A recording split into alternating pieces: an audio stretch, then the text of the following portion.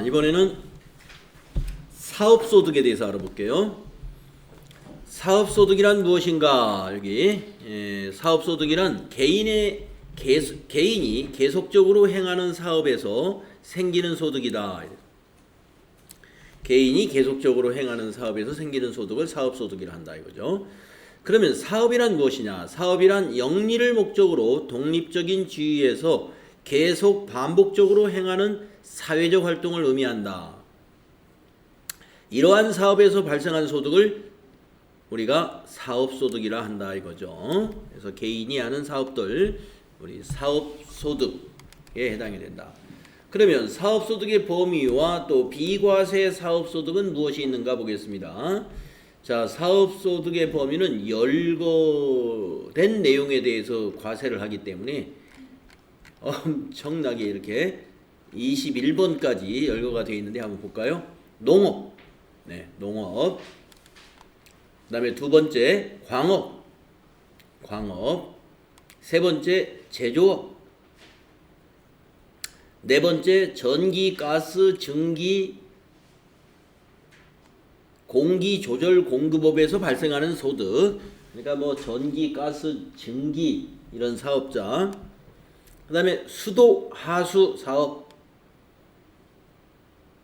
폐기물 처리, 또 원료 재생에서 발생하는 사업, 또 건설업, 6번이 건설업, 7번 도소매업,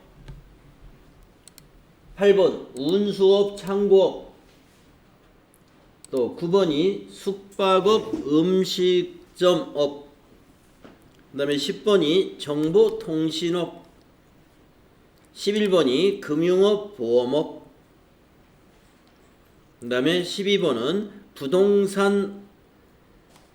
부동산업에서 발생하는 소득. 부동산업이 아니라 업자는 이거 빼야 되겠네요. 그죠? 부동산에서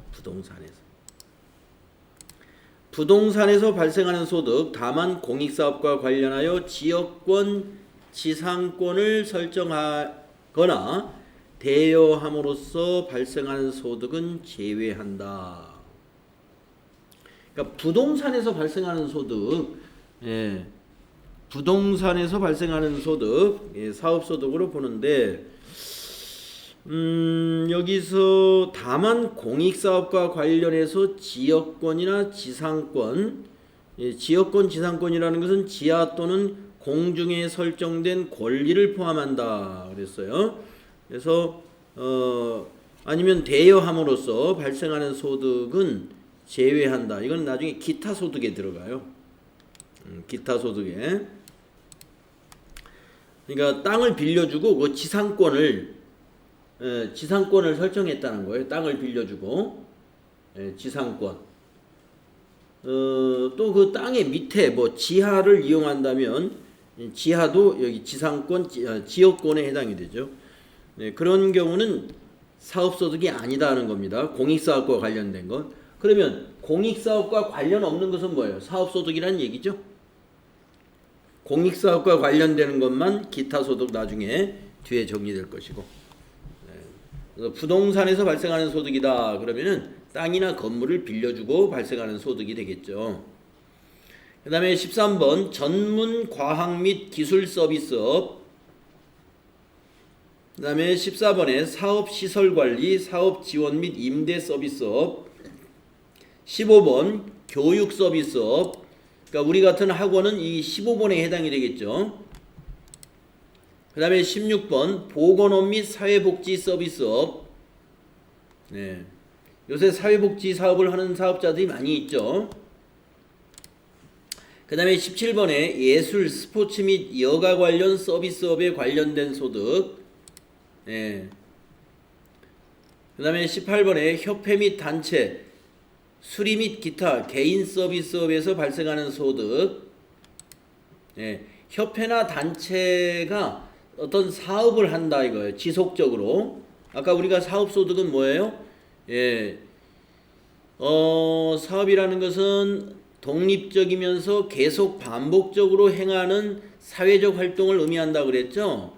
그러니까 이런 그 단체에서 협회나 단체에서 계속적으로 어떤 이익을 목적으로 지속적 반복적으로 하는 것은 사업소득에 해당이 돼요. 가구 내 고용활동에서 발생하는 소득, 그 다음에 복식부기 의무자가 차량 및 운반구 등 유형 고정자산을 양도함으로써 발생하는 소득, 다만 토지 및 건물의 양도에 따른 소득은 제외한다. 이거는 양도소득으로, 토지나 건물의 양도소득은 양도소득으로 정리하고요. 우리가 이제 복식부기 의무자가 뭐예요? 우리 재무회계 배웠잖아요. 우리 차량 같은 거 처분하면 유형자산 처분 이익이 발생하죠. 유형자산 처분 이익이 여기가 뭐예요? 양도함으로써 발생하는 소득. 그거는 우리 사업소득에 이미 들어가죠. 회사에. 영업의 수익에 들어가잖아요. 영업의 수익이니까 그건 사업소득이지. 근데 이제 토지나 건물에 대한 양도는 이거는 양도소득세에서 따로 과세한다 이거예요.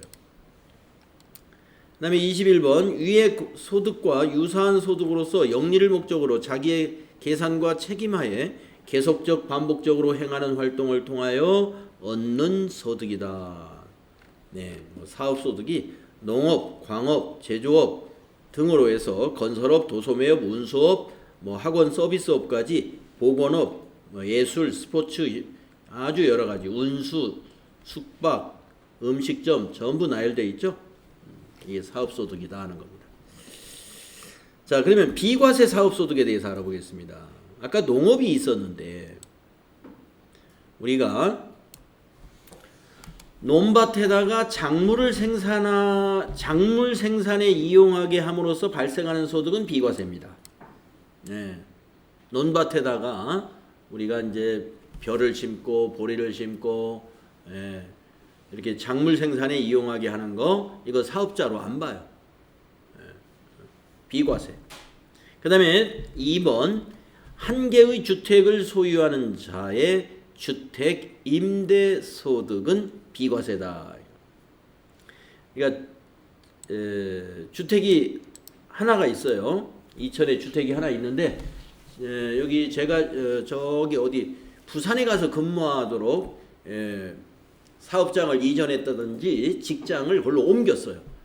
그러면 여기 이천에 있는 집을 어떻게 팔 수 없으면 어떻게 해요? 임대 내고 내가 부산에 가서 또 전세를 살면 되겠죠? 그러면 그 한 개 주택을 임대함으로써 발생하는 그 월세 소득 아니면 전세로 하면은 그 전세금으로 인한 그 간주 임대 소득 이런 거 비과세다 이거죠. 예외는 기준 시가가 9억 원을 초과하는 주택은 제외다. 고가 주택은 제외다. 그 다음에 세 번째 농어가의 부업소득은 비과세다. 농촌 어촌의 가구에 대한 부업소득이에요. 우리가 이제 겨울에 부업으로 하는 것들 이것은 비과세 사업소득에 해당이 된다. 그 다음에 전통주 제조에서 발생하는 소득 막걸리 같은 거죠. 비과세 사업소득. 그 다음에 다섯 번째 조림기간 5년 이상인 임지의 임목의 벌채 또는 양도로 발생하는 소득에서 연간 600만 원까지는 비과세다. 그러니까 5년 이상 그 산에다가 나무를 키워서 그걸 베어가지고 벌채에서 양도해서 발생하는 소득 이게 비과세인데 이건 한도를 주었네요. 600만 원 이하까지. 그래서 사업소득에서 비과세 되는 거 논밭에 작물 키우는 거 일가구 주택에 대한 임대소득 농어가 부업소득 전통주 그리고 조림기간 5년 이상 요 정도 키워드 여러분 기억하시면 되겠어요. 그러면 우리가 사업소득 금액은 어떻게 계산이 되느냐. 아까 우리가 금융소득인 이자소득하고 배당소득은 빼주는 것이 비과세만 빼줬죠. 그리고 분리과세만. 그런데 사업소득에서는요, 총 수입 금액에서 사업소득 금액이라는 것은 총 수입 금액에서 필요경비라는 걸 빼줘요. 필요경비. 예. 그러니까 이자소득이나 배당소득은 그 소득을 발생시키기 위해서 들어가는 비용이 없어요. 그렇기 때문에 필요경비라는 게 없죠.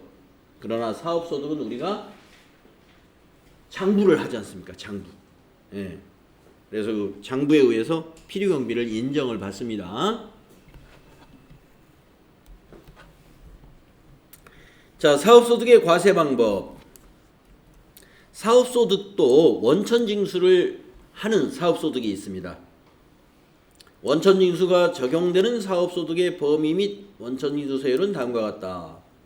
자, 의료보건업, 또 부가가치세 면세 대상의 인적 용역. 지금 만약에 제가 어디 외부에 나가가지고 강의를 해요. 그러면 제가 하는 사업이 부가가치세 면세 대상 사업이죠. 교육 서비스업이니까 부가가치세 면세 대상 사업자가 밖에 나가서 인적 용역을 제공하고 제가 소득을 발생하면은 사업소득에 대한 원천징수를 하게 돼요. 그래서 3% 세금을 떼고 제가 강의료를 받는 겁니다.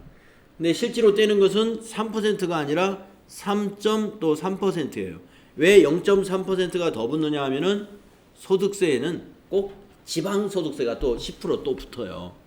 그래서 소득세의 10% 그것이 지방소득세. 그래서 사실 떼는 게는 3.3%를 떼더라. 우리 이제 여기서 말하는 원천징수세율은 지방소득세를 제외한 거예요. 국세 부분만 가지고 얘기하는 거예요. 자, 그래서 원천징수가 일어나는 사업소득, 이런 학원 강사들, 또 학원 원장님들 외부에서 하는 거, 이거 사업소득에 해당이 되고요. 그 다음에 외국인 직업운동가의 사업소득, 그리고 봉사료 수입금액, 이러한 원천징수가 있다. 또 농축산물 판매업자 및 노점 상인의 소득. 자, 요거는 이제 노점 상인들이다 그러면은요, 우리 전통장, 5일에 한 번씩 이천도 장이 쓰고 그러잖아요. 그런 전통시장 같은 데 가면은 노점에서 이 사업을 하는 분들, 노점 상인 사업자가 되겠는데, 여기는 이제 이렇게 합니다. 원천징수를. 납세조합을 조직하여 조합원의 사업소득에 대한 소득세에서 납세조합 공제를 차감한 금액을 매월 징수해 가지고 다음 달 10일까지 이 납세조합에서 납부를 해줘요. 납세조합에서 원천징수하는 방식으로 하고 있다는 거죠. 그래서 원천징수하는 사업자들, 이렇게 해당이 된다. 자, 종합과세. 자, 사업소득은 분리과세가 되는 소득이 없다. 분리과세가 되지 않는다. 그러니까 사업소득자는 무조건 종합과세예요. 사업소득은 분리과세 없다. 그래서 사업소득에 대해서 원천징수를 하더라도 어떻게 한다? 종합과세 한다. 그래서 원천징수를 당한 그 세금에 대해서는 나중에 종합과세 신고할 때 기납부세액으로 공제하고 납부를 하는 거죠. 세금을 2번 내는 건 아니에요.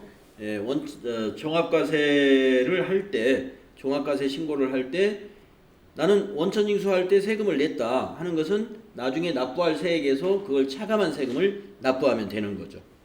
그래서 사업소득은 분리과세가 없으며 원천징수 하더라도 종합과세가 된다.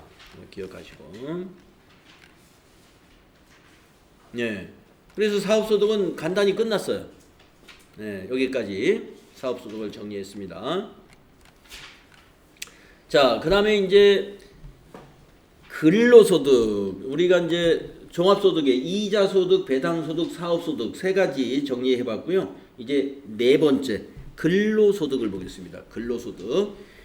근로소득은 굉장히 중요하죠. TAT 2급에서는 근로소득이 TAT 2급 시험에서는 이게 핵심이죠. 실기 시험에서 이게 나오니까. 실기 시험에서 이게 나오니까. 뒤에 실기에서는 순전히 근로소득에 대한 실기만 할 거예요. 자, 근로소득의 정의를 보겠습니다. 근로소득은 고용계약 또는 이와 유사한 계약에 의하여 비독립적으로 근로용역을 제공하고 받는 급여이다. 자, 근로소득이라는 것은요, 고용계약에 따라서 또는 그 고용계약과 유사한 계약에 따라서 거기에 의해서 비독립적으로 근로용역을 제공하고 받는 급여입니다. 그래서 이거는 용역의 공급이 아니라고 그랬죠. 우리가 회사에 가서 일을 하는 것은 근로죠. 근로. 그러니까 그것도 일종의 근로용역이에요. 근로용역이지만 우리가 고용계약에 따라서 용역을 제공하는 것은 우리가 용역의 공급으로 안 본다고 부가가치세 공부할 때 아마 지문을 많이 봤을 거예요. 오늘 우리가 무엇으로 본다? 근로소득으로 본다. 근로소득으로. 그래서 근로소득의 범위를 한번 보겠습니다. 자, 그 근로소득의 범위가 지금 15가지로 이렇게 나열이 되어 있는데 근로소득과 유사한 것들이 여기 다 들어있어요. 첫째, 기밀비, 판공비, 교재비. 그러니까 우리가 회사의 급여 외에도 기밀비, 교재비 이런 명목으로 받는다 이거예요. 급여 외에. 그래서 일반 사원들에게 기밀비를 또는 교재비를 주는 경우보다는 대개 이제 임원급에게는 이제 판공비, 기밀비식으로 이렇게 준다 이거예요. 당신 마음대로 써라 이거. 당신 마음대로 써라 이렇게 주고 교재비 거래처 만나면 이거 교재하는데 쓰세요 하고 수당으로 주는 거예요. 또 요거 전부 근로소득에 포함된다 이거예요. 과세된다 이 말이죠.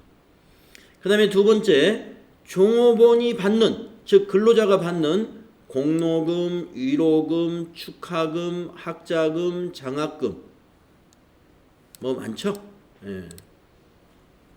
이런 성격의 급여 이게 다 급여로 본다 이거예요. 종업원이 받는 회사에서 뭘 잘했어요. 그랬더니 회사에서 공로금을 주네. 이거 과세된다 이겁니다. 위로금을 받았어요. 과세되고요. 개업 축하금? 저런 것도 받을 수 있나요? 회사 다니는데 뭘 개업을 했나? 아무튼 학자금은 많이 받죠. 우리가 이제 좋은 회사에 취업을 하게 되면은요, 대학 자녀 2명까지, 제가 옛날에 다녔던 직장도 대학 자녀 2명까지 학비를 그냥 줬어요. 학자금. 그거 다 소득으로 봅니다. 소득으로. 그 다음에 세 번째, 근로수당, 가족수당, 전시수당, 물가수당, 출납수당, 직무수당 등 이와 유사한 성질의 것은 전부 급여로 보고되겠습니다. 그러니까 우리 여러 가지 회사에서 직원들에게 여러 가지 수당 명목으로 주는 것들이 있어요. 다 근로소득에 포함된다 이 말입니다. 또 네 번째, 급식수당, 주택수당, 피복수당, 기타 이유. 그러니까 이게 전부 수당을 나열한 거예요. 그런데 이제 여기 급식수당 하면 이제 식대 보조금이라고 보면 되는데, 요 식대 보조금에는 비과세가 있어요. 이제 뒤에 비과세는 따로 나오니까, 그 비과세를 초과한 것은 과세예요. 그러니까 수당이 전부 과세는 아니에요. 수당 중에서 이 다음 페이지에 있는 표에 보면 비과세 수당들이 여기 쭉 나옵니다.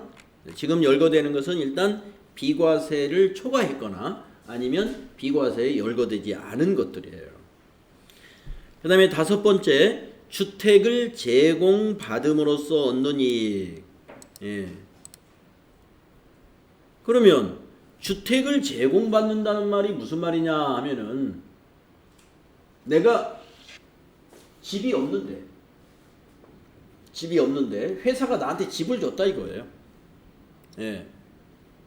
회사가 나한테 집을 그냥 무상으로 살게 해줬어요. 그러면 내가 집이 없으면 그거 월세가 나가야 되잖아요. 예. 그런데 회사가 집을 주는 바람에 내가 월세 안 내고 지금 공짜로 집을 살고 있어요. 그러면 그게 뭐예요? 주택을 내가 제공을 받음으로써 내가 이익이 발생한 것이 있죠. 월세 안 나가는 것만큼이 이익이에요. 예, 이익. 자, 그러나 다만 다음 어느 하나에 해당하는 사람이 사택을 제공받는 경우는 제외한다. 네. 여기 사택이라 하는 것은 회사 명의로 되어 있는 주택을 말하죠. 회사 명의로 되어 있는 주택. 예.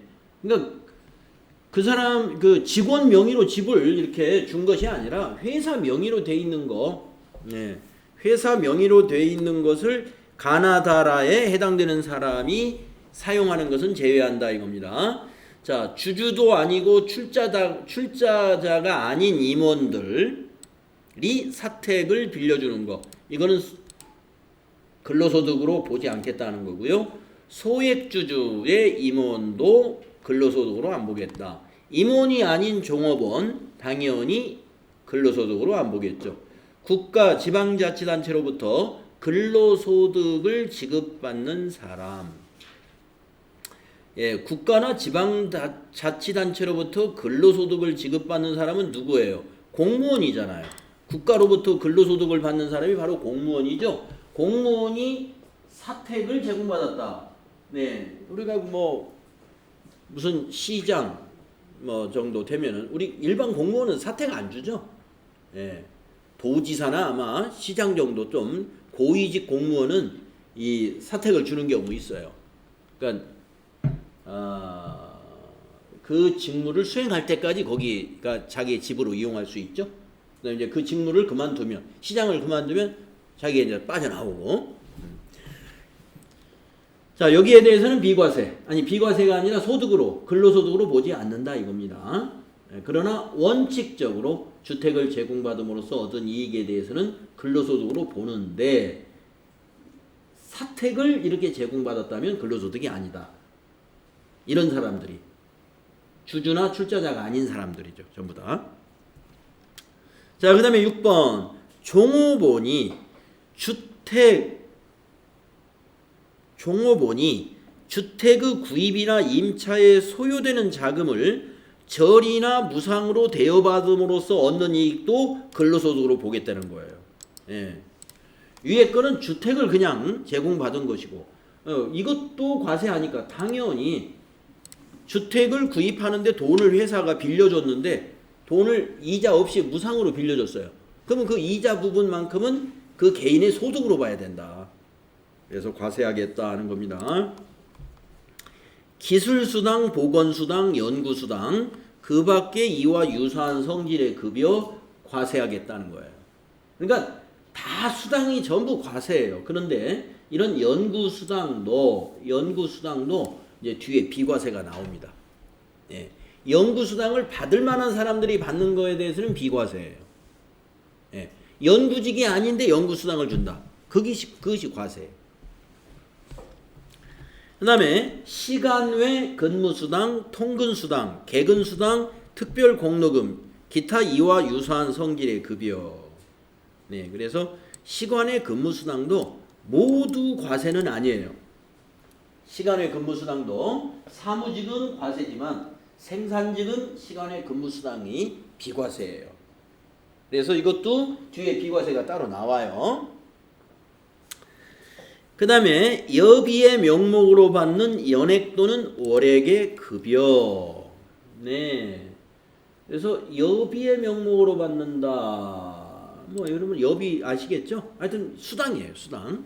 월액, 연액이라는 말은 연간 얼마, 월 얼마 이렇게 딱 정해놓고 주는 것을 말하는 거예요. 월 10만 원 또는 뭐 연 100만 원 이렇게 주는 것을 연액. 월 10만 원 하면 월액 이런 얘기가 되겠습니다.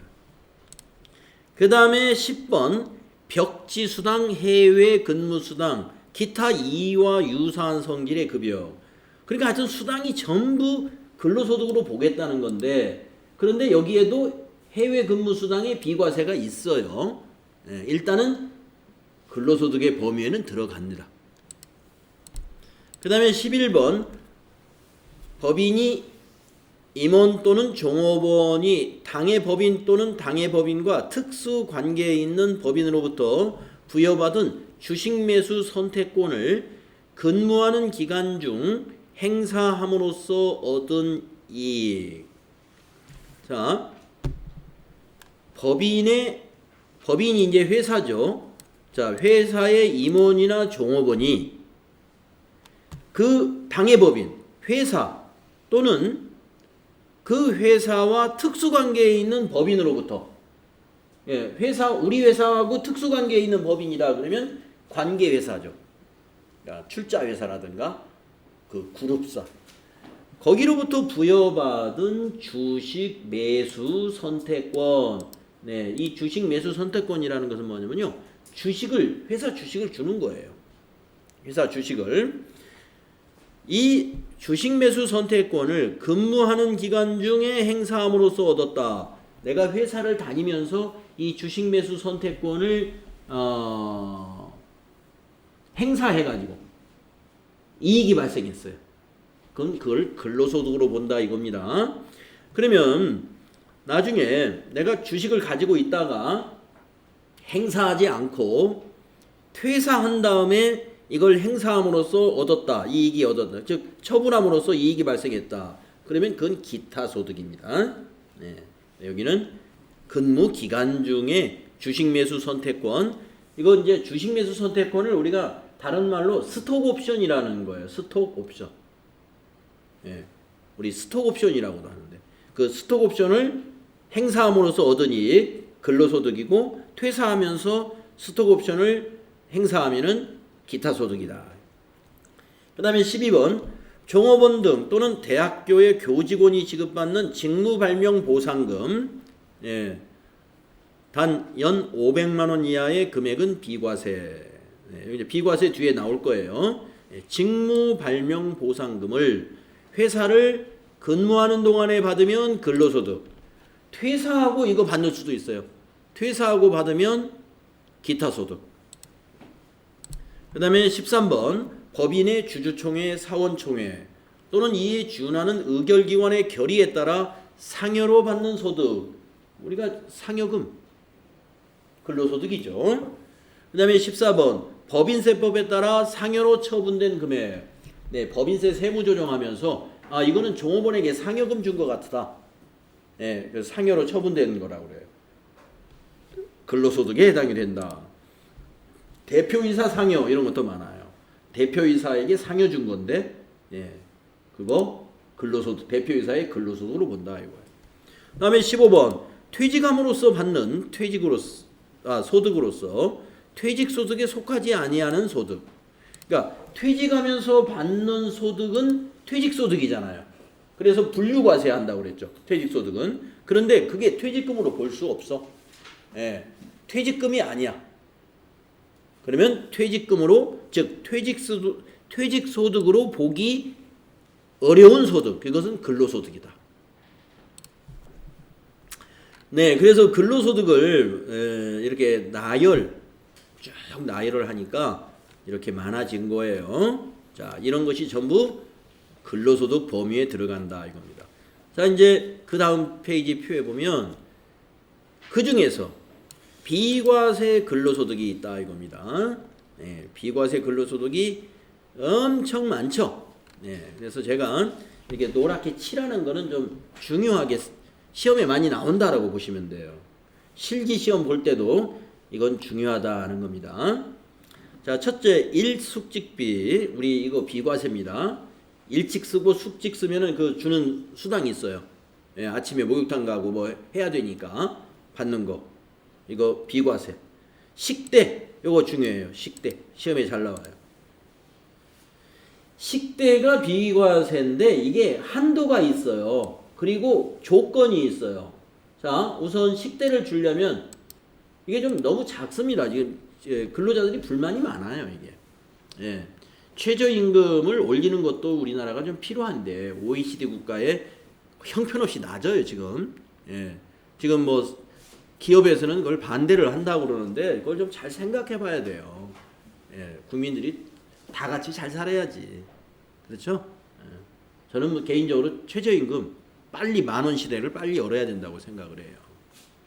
최저임금 8,000원 가지고 어떻게 삽니까? 자, 좋아요. 자, 식대도 월 10만 원 이내가 비과세거든요. 월 10만 원이면요. 요새 점심 먹으려면 10,000원 들어가요. 그러면 하루에 아니 한 달에 10번만 밥 먹으라는 얘기예요. 10번. 그 10번은 자기 돈으로 밥 먹는 거죠.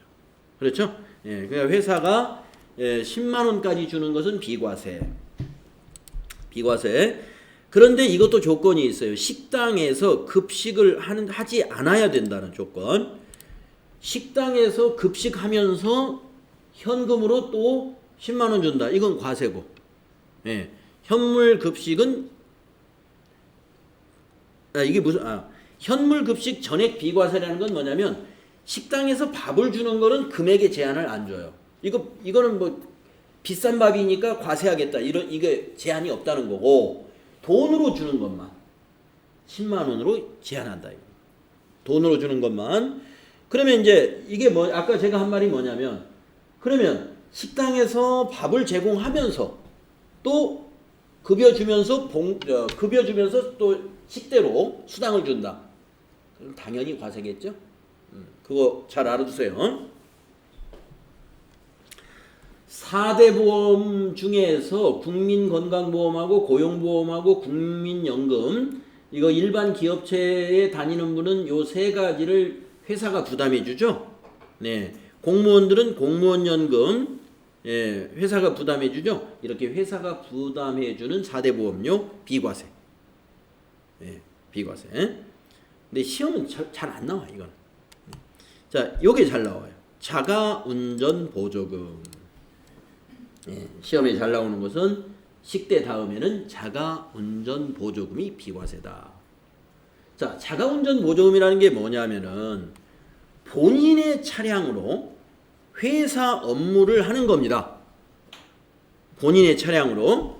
그러니까 본인의 차량을 회사 업무에 이용하고 실제 여비를 받는 대신에 지급받는 월 20만 원 이하 내의 자가운전 보조금. 이거 한도가 있어요. 아까 식대는 10만 원까지. 자가운전 보조금은 월 20만 원까지. 식대는 월 10만 원까지. 그런데 그러면 자가운전 보조금에 무슨 제약은 없을까? 앞에 본인 차량이어야 된다는 거. 그리고 본인 차량을 그냥 출퇴근용으로만 쓰면 안 되고 출퇴근용으로만 쓰면서 자가운전 보조금 준다? 그건 과세. 회사 업무에 이용해야 돼.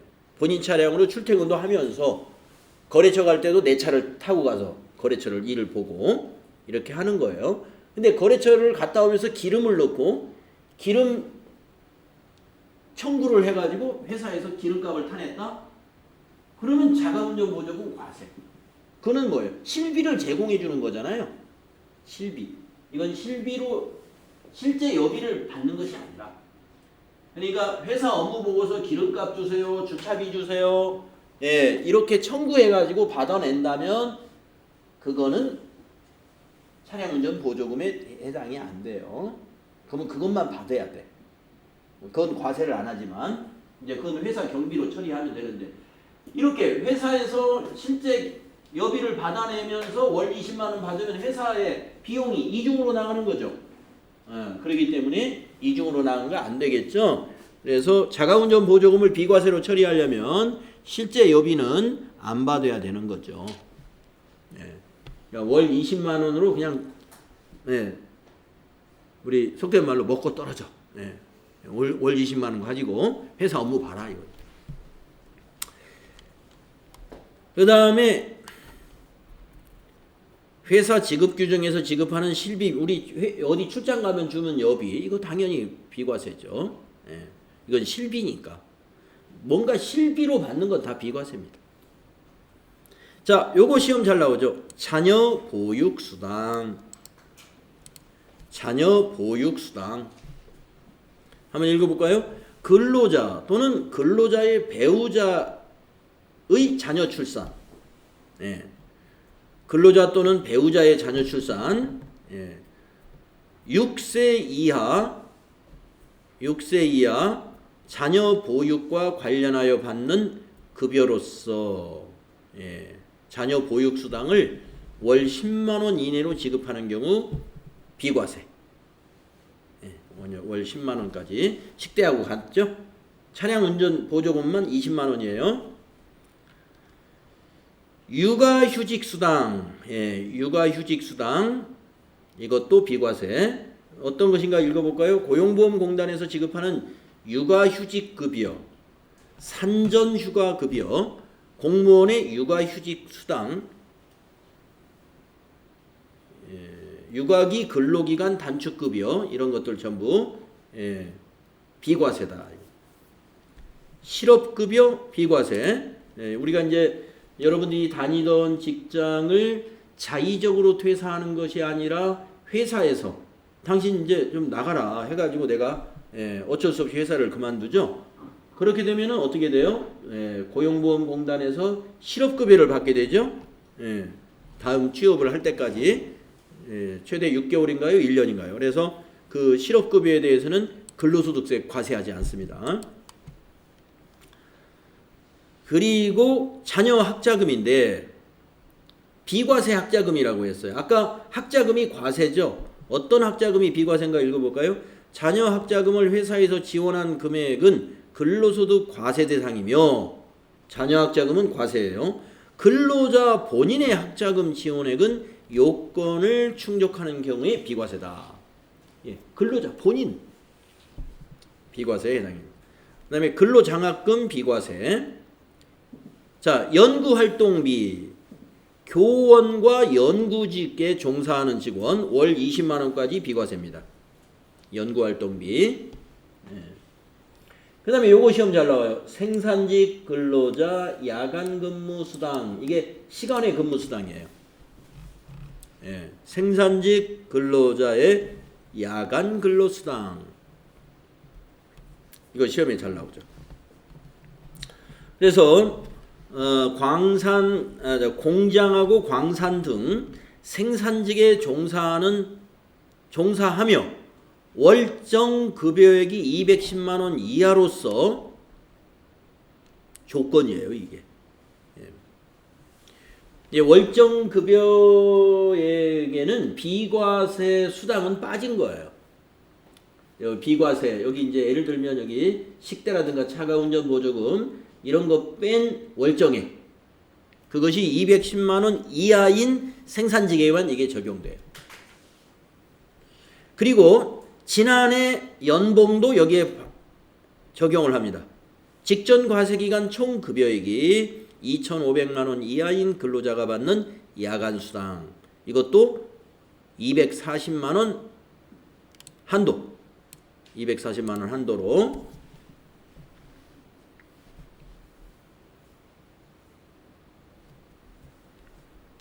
비과세 해당된다는 거 알아두시고요.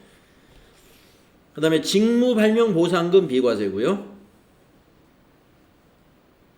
500만 원 이하까지만. 네, 요것도 시험에서 자주 나오는 겁니다. 국외 근로소득. 국외 근로소득. 우리 해외에 나가서 일을 하면은 외화를 벌어들이잖아요. 그리고 가족하고 떨어져서 근무하니까 힘들겠죠. 그래서 국가가 비과세해 줍니다. 자, 한도가 100만 원짜리하고 300만 원짜리가 있어요. 월 100만 원만 비과세로 해주는 것은 일반 국외 근로소득에 대한 것이고, 외항 선박, 배 타는 거죠. 배 타는 거하고 해외 건설, 이 업종에서는 월 300만 원까지 비과세. 초과하는 것은 과세고, 해외 현장하고 외항선 타는 거는 월 300만 원이고요. 나머지 국외 근로자들에게는 월 100만 원이 비과세다. 처우 개선비라는 게 있는데 이거 비과세입니다. 국가나 지방자치단체가 지급하는 보육교사 처우 개선에 관련된 비용, 그 다음에 사립유치원 교사의 인건비, 전공의에게 지급하는 수련 보조수당, 국가가 지급하는 거니까 이거는 전공의가 어디 보건소에 근무하는 분들이겠죠. 보건소에 근무하는 분들의 수련 보존수당, 그 다음에 사립유치원 교사의 인건비하고 보육교사 처우 개선을 위한 근무 환경 개선비, 이런 것이 비과세에 해당된다는 건데 시험에 거의 안 나오고요. 기자들의 취재 수당도 월 20만 원 이내로 비과세고요. 그 다음에 우리 벽지,